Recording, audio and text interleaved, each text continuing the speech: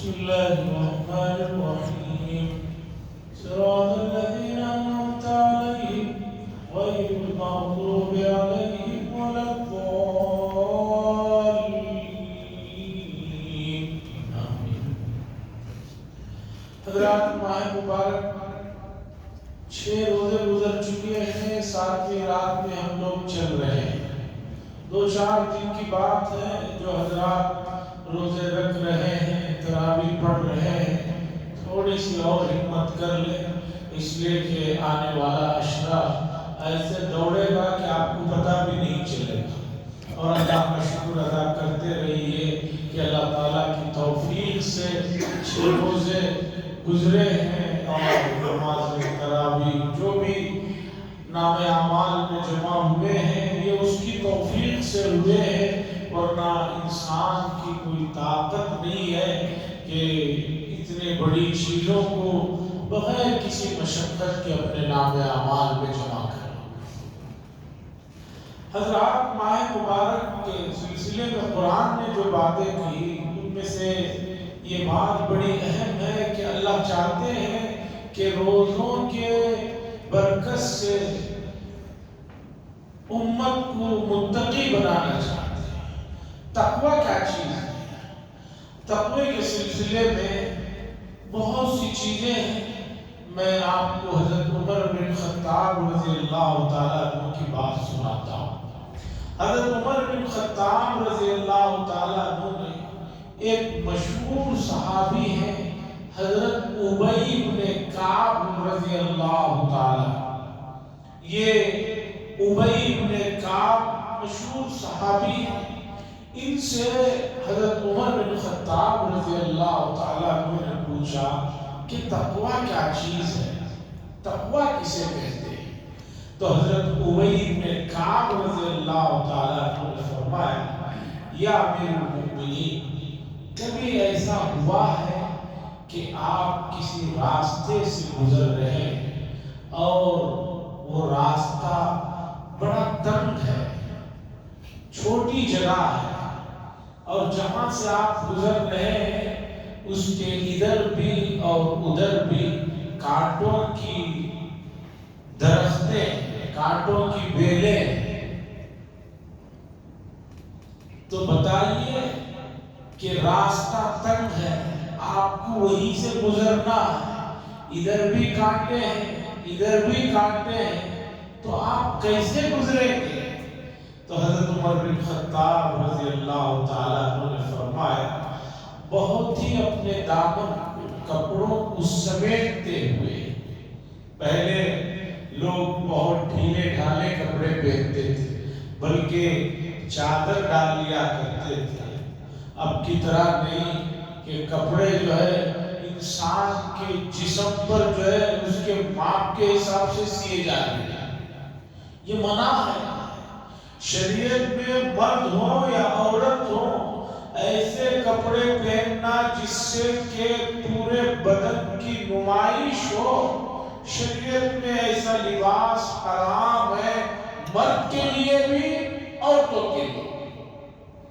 اور رسول اللہ صلی اللہ علیہ وسلم کی یہ حدیث دیکھیے کہ جس میں آپ صلی اللہ علیہ وسلم نے ارشاد فرمایا قیامت کے قریب زمانہ ایسا آئے گا لوگ کپڑے پہنے ہوئے ننگے ہوں گے، کپڑے تو پہنے ہیں لیکن پہننے کے باوجود ننگے ہوں گے۔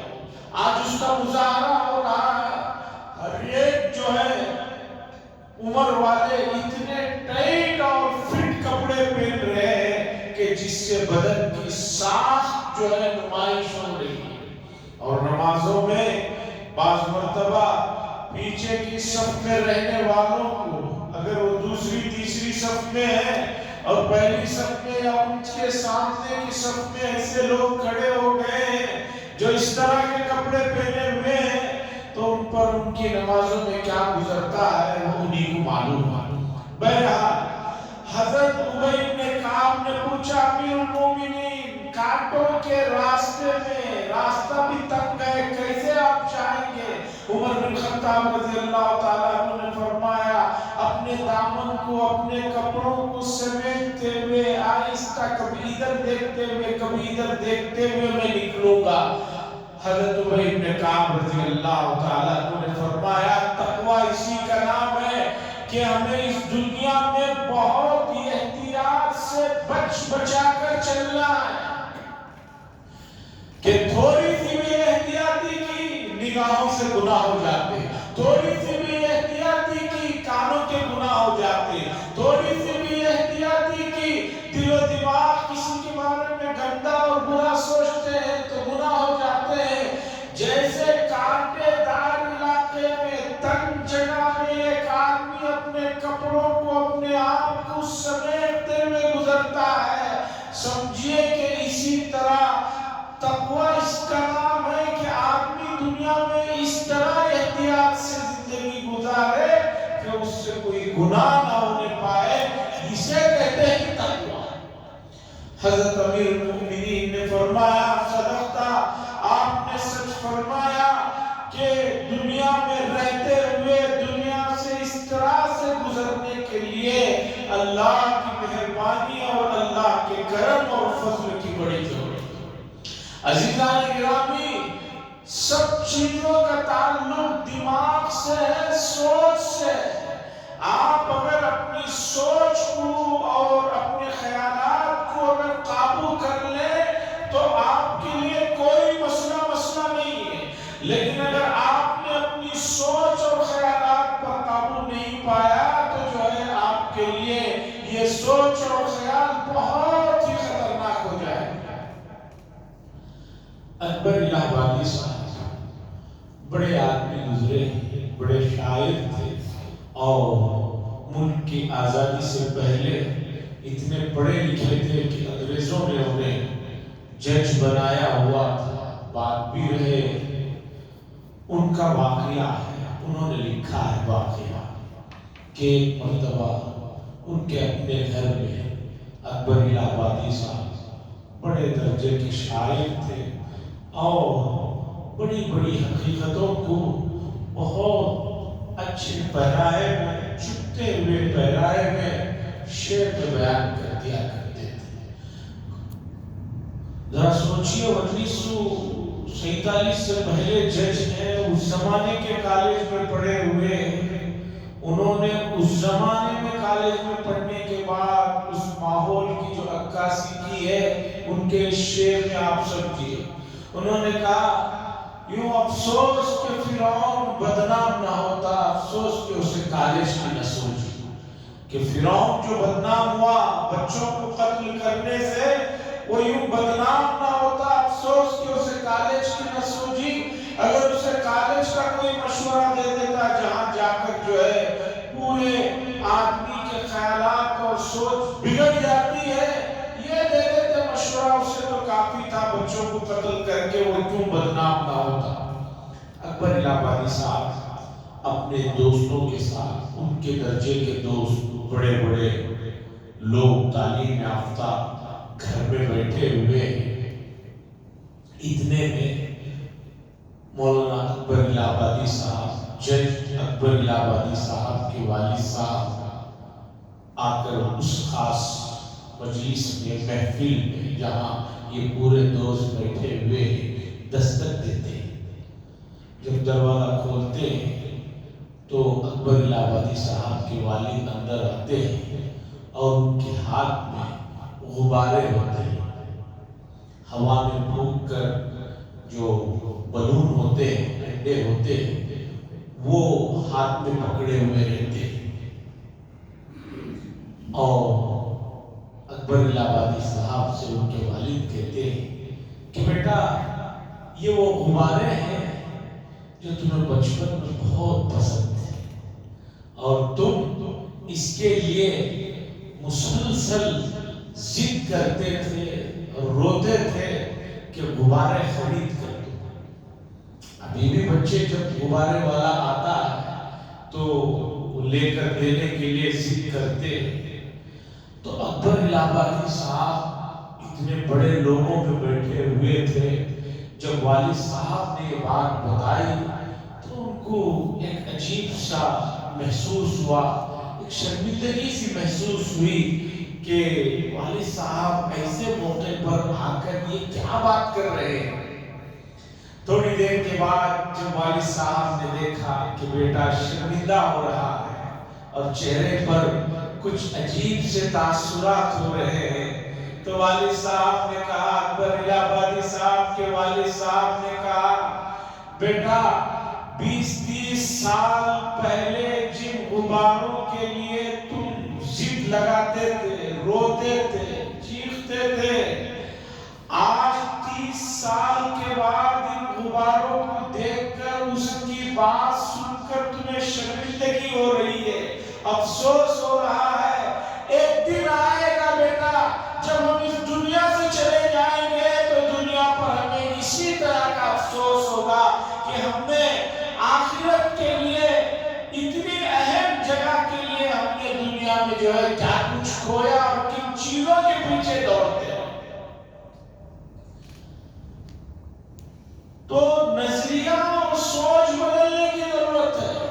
30 سال پہلے کی بچپن کی چیزیں ہمیں اچھی نظر نہیں آ رہی ہے، لیکن جب آخرت میں اللہ کے دربار میں کھڑے ہوئے رہیں گے، اس پوری زندگی کی جو ہم نے یہاں پر گزاری ہے، چاہے وہ 50 کے بعد کی ہو، 60 کے بعد کی ہو، یہاں کی جو چیزیں ہیں ہمیں وہی بچپن کا کھیل نظر آئے گا اور بڑا افسوس ہوگا۔ اس لیے قرآن نے کہا وَمَا هَذِهِ الْحَيَاةُ الدُّنْيَا إِلَّا لَهْوٌ وَلَعِبٌ، دنیا کی زندگی کیا ہے؟ صرف کھیل کود کے علاوہ کچھ نہیں۔ اس لیے اپنی سوچ اس پر فوکس کیجئے کہ مجھے اللہ کو راضی کرنا ہے، باقی جو ہے میں اللہ کو راضی کرتے ہوئے ایسی چیزیں پیش آ رہی ہیں کہ جس میں لوگ مجھے تانا دے رہے ہیں، لوگ مجھے کیا کہیں گے، ان کو راضی کرنے کے چکر میں رہیں گے تو آپ اللہ کو ناراض کر بیٹھ جائیں گے، اور اللہ کی ناراضگی سے بڑھ کر کوئی گناہ نہیں ہے، کوئی گناہ نہیں۔ سوچنے کا انداز ہے۔ افلاطون کا نام سنا ہوگا، بڑا مشہور آدمی گزرا ہے، حضرت موسیٰ علیہ السلام کے زمانے کی شخصیت تھی، بہت بڑا حکیم مانا جاتا ہے، طب کے میدان کا اور دوسرے عقل و شعور کے میدانوں کا بہت بڑا نام ہے۔ اس کا واقعہ ہے کہ جنگل میں رہتا تھا، چونکہ جڑی بوٹیاں تلاش کرنا رہتا تھا تو جنگلوں میں رہتا تھا۔ ایک مرتبہ اس زمانے کا جو بادشاہ وہاں پر تھا، وہ جنگل میں سیر سپاٹے کے لیے آیا، افلاطون سے ملاقات ہو گئی، افلاطون سے بات چیت کرتے ہوئے ایسے جملے اور ایسا انداز اختیار کیا جس سے اپنے آپ کو بڑا ظاہر کرنا تھا کہ میرے پاس سلطنت ہے، گھوڑے ہیں، محل ہے اور خدا جانے کیا کیا ہے، اور تمہارے پاس کچھ نہیں، تم جنگل میں پڑے ہوئے ہو، نہ رہنے کا کوئی ٹھکانہ، نہ کھانے پینے کا کوئی ٹھکانہ۔ اس طرح کے جملے بادشاہ نے جب کہے تو افلاطون کو اندازہ ہوا کہ میری زندگی پر یہ طنز کر رہا ہے، اس لیے اس آدمی کو سبق سکھانا چاہیے، اسے احساس دلانا چاہیے کہ جس زام میں تو زندگی کر رہا ہے وہ کوئی ایسی نہیں ہے کہ اس کے لیے اس طرح کی سوچ رکھے۔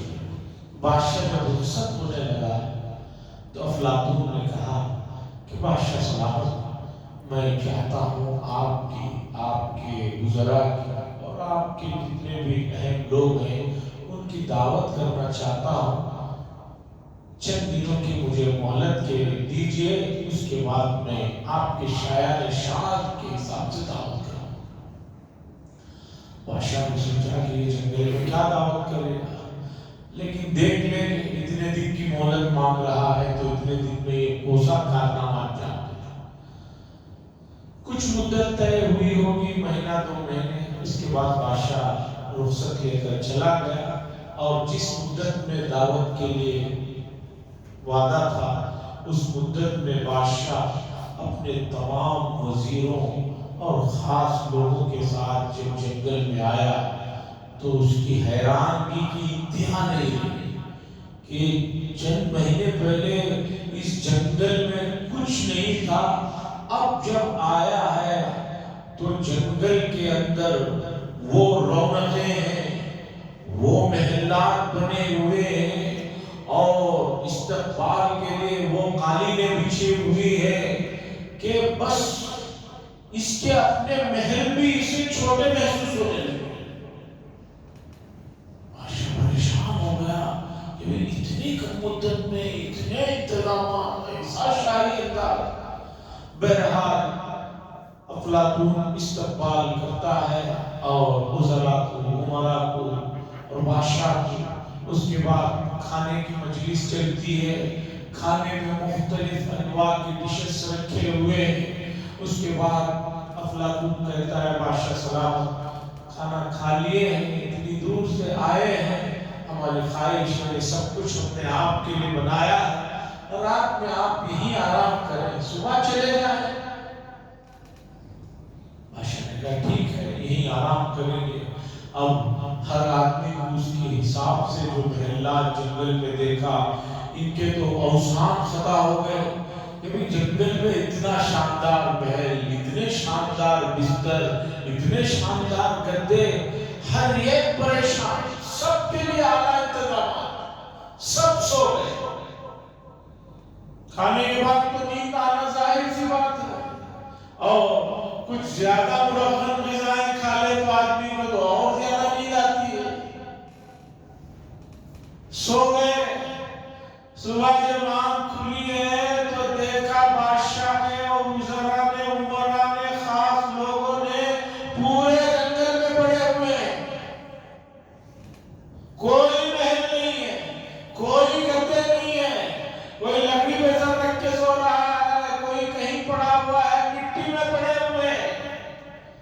حیرانگی کی بات تھی۔ بادشاہ اور اس کے وزراء سب جمع ہو گئے، کہنے لگے یہ کیا ہوا ہے؟ کچھ سمجھ میں نہیں آ رہا کہ ہم کیا خواب دیکھ رہے ہیں، کیا حقیقت ہے، کیا کل کی حقیقت صحیح تھی، کیا آج کا مسئلہ صحیح ہے، کچھ سمجھ میں نہیں آ رہا۔ افلاطون نے کہا کہ بات دراصل یہ ہے کہ جب آپ میرے سے چند مہینے پہلے ملاقات کے لیے آئے تھے تو آپ نے جاتے ہوئے ایسے جملے کہے تھے جس میں طنز چھپا ہوا تھا، اور آپ یہ کہنا چاہ رہے تھے کہ آپ جس زندگی کو جی رہے ہیں وہی بہت بڑی زندگی ہے اور میں بیوقوف ہوں جو یہاں پڑا ہوا ہوں۔ میں دراصل آپ کو بتانا چاہ رہا تھا کہ زندگی یہ نہیں ہے، اصل زندگی تو آخرت کی زندگی ہے۔ رہی بات یہ محلوں کی، یہ خدام کی، یہ تمام چیزوں کی، یہ میں نے اپنے قوت خیالیہ سے آپ کے دماغ میں ڈالا تھا کہ یہ سب چیزیں بنی ہوئی ہیں۔ کل بھی یہی جنگل تھا، آج بھی وہی جنگل ہے۔ آپ اس واقعے کو اگر حیرت کی نگاہ سے دیکھ رہے ہیں تو حیرت مت ہو جائیے۔ قریب کا ایک واقعہ سناتا ہوں تاکہ اس واقعے کی تصدیق کر لیں آپ۔ غالباً لندن میں یا یورپ کے کسی شہر میں ایک مشہور میجک والے جادوگر کا شو تھا 10 بجے کا۔ بہت مشہور آدمی تھا، پورے لوگ اتنی مہنگی ٹکٹیں لے کر جو ہے اسٹیڈیم میں جمع ہو گئے۔ 10 بج گئے نہیں آئے، 10:30 بج گئے نہیں آئے، 12 بجے آئے۔ 12 بجے آیا تو لوگوں نے کہا آپ نے ٹھیک 10 بجے کا وقت کہا تھا میجک دکھانے کا اور کرتب دکھانے کا، اب تو 2 گھنٹے زائد ہو گئے۔ اس نے کہا کون کہتا ہے کہ میں 2 گھنٹے لیٹ آیا ہوں، میں ٹھیک وقت پر آیا ہوں، اپنی گھڑیوں کو دیکھ لو۔ اب جب سب لوگوں نے گھڑیوں کو دیکھا اور وہ جو بڑی گھڑی بھی لگی ہوئی تھی اسٹیڈیم کے اندر اور سب کی گھڑیوں میں 10 بتا رہے تھا، اس کے بعد لوگوں نے کہا یہ کیا؟ خیر اب اسے چھوڑیے، کچھ کرتب دکھائیے۔ کہا کرتب یہی تھا، تم پورے جو 12 بجے سمجھ رہے تھے، 12 بجے نہیں 10 بجے ہے، اب 10 بج رہے ہیں۔ پھر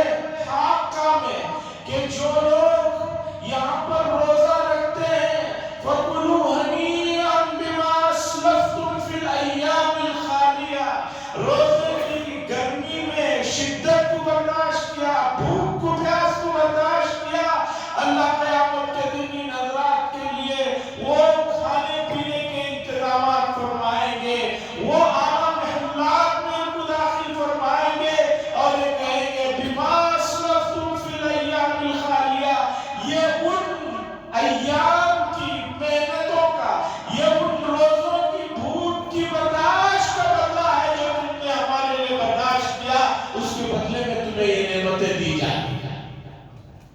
मामूली इंसानों के यहाँ की दावतें जो होती हैं, जिन लोगों ने नहीं देखा है बादशाहों के मलक की दावतों को, उन लोगों को अंदाजा भी नहीं किस तरह की दावतें होती हैं।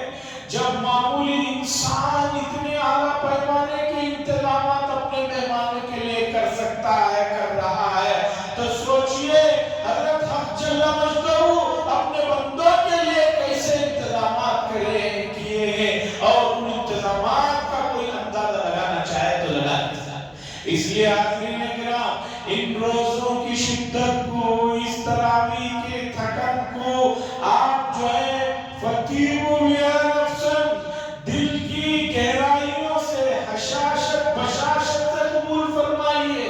कोई बहुत खास मेहमान आने वाला रहता है, वो जो वक्त दिया है वो वक्त पर नहीं आता, घंटा 2 घंटे आप उसके इंतजार में जो है पलकों को लगाए हुए खड़े रहते हैं, लेकिन वो खड़ा होना आपके लिए कोई तकलीफ नहीं होता, इसलिए कि उससे मोहब्बत है। उस मोहब्बत के खातिर आपको वो घंटा 2 घंटे खड़ा होना कोई महसूस नहीं हो रहा है। इसी तरह माह मुबारक में नमाजों का मसला हो, तरावी का मसला हो, दूसरे मसले हो, जो थोड़ी बहुत तकलीफ हो रही है, आप ज्यादा भी इसे मान लीजिए, मैं तो थोड़ी कह रहा हूँ, आप ज्यादा भी मान लीजिए। जितनी ज्यादा आप समझेंगे और उसे उसी मोहब्बत से कबूल करेंगे, तो बदले में आखिरत में आपके लिए अल्लाह ने जो तैयारियां कर रखी है, खास तौर पर हदीस में हमें बताया गया, बाबुर रैयान जन्नत के 8 दरवाजे हैं, उसमें एक दरवाजे का नाम है बाबुर रैयान, और रसूलुल्लाह सल्लल्लाहु अलैहि वसल्लम ने फरमाया उस दरवाजे से सिर्फ रोजेदारों को पुकारा जाएगा। जिन लोगों ने रोजे रखे हैं उनको पुकारा जाएगा। जब रोजेदार उस जन्नत उस दरवाजे से दाखिल हो जाएंगे तो दरवाजा बंद हो जाएगा। मुहद्दिसीन ने लिखा है, दरअसल इशारा इस बात की तरफ है कि ऐसे लोगों को जन्नत में दाखिला हो जाएगा। अब एक मर्तबा जन्नत में दाखिल होने के बाद वहां पर निकलने का कोई सवाल नहीं। दुनिया की तरह नहीं है कि हर 2-4 महीने के बाद वोटे छिप रहे हैं, इलेक्शन हो रहे हैं, वो हो रहा नहीं।